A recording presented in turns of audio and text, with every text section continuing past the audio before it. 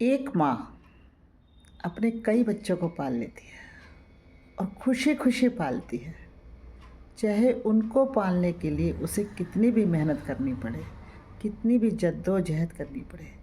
उन्हें सूखे में सुलाती है और खुद गीले में सोती रहती है। उन्हें भरपेट खाना खिलाती है और खुद एक टाइम भूखा भी रह लेती है। उन्हें पढ़ाने के लिए प्रोत्साहित करती है, पहली टीचर बनती है, पहली रक्षक बनती है और वह उसके साथ हमेशा खड़ी रहती है, कदम से कदम मिलाकर। धैर्य, धीरज, हिम्मत, शक्ति, ऊर्जा और काबिल बनने की प्रेरणा देती है। इतना करते हुए 25-30 साल में बच्चा काबिल हो जाता है और जब वो काबिल हो जाता है तो वो 25-30 साल की परवरिश को क्षण में भूल जाता है। जो माँ उसे उंगली पकड़ के रास्ता दिखाती थी, आज वही बच्चा माँ को सिखाता है कि माँ तुम्हें कुछ नहीं आता है।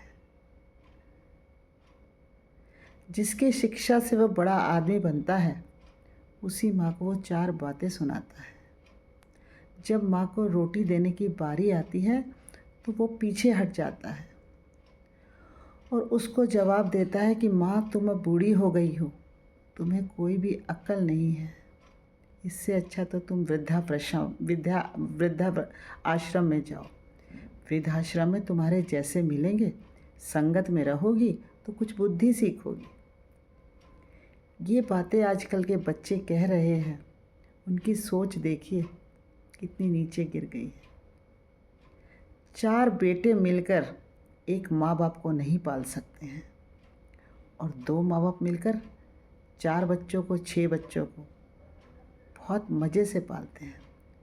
उनको पालते हुए उनकी आंखों में कभी आंसू नहीं आते हैं, लेकिन आज 4 बेटे मिलकर माँ को खाना नहीं देते, बाप के पैरों में चप्पल नहीं पहनाते, बाप को हिम्मत नहीं बंधाते कि पापा अब तुम बूढ़े हो गए हो, हम तुम्हारी लाठी है, माँ अब तुम आराम करो, ये बहुएं आ गई है ना, ये आपकी सेवा करेंगे, आप रानी की तरह रहिए, पापा राजा की तरह रहिए और हम भरत की तरह आपकी सेवा करेंगे। लेकिन साहब ये कलयुग है, वो सतयुग था जब भरत ने राम के लिए गद्दी छोड़ दी। लक्ष्मण राम के साथ वनवास चले गए। सीता मैया ने पति धर्म निभाते हुए वनवास में राम का हाथ नहीं छोड़ा और उर्मिला ने लक्ष्मण के जाने के बाद भी पति धर्म निभाया, खुद चटाई पर सोई, पति की तरह रात रात भर जागकर दिया जलाया, पति की इच्छाओं की मान रखा। लेकिन आज ऐसा कुछ भी नहीं है, ये कलयुग है, सब कुछ बदल गया है। यहाँ माँ बूढ़ी हो जाए तो बोझ लगती है और बाप बूढ़ा हो जाए तो परेशान करता है। तो सोचिए ये कलयुग कहाँ जा रहा है।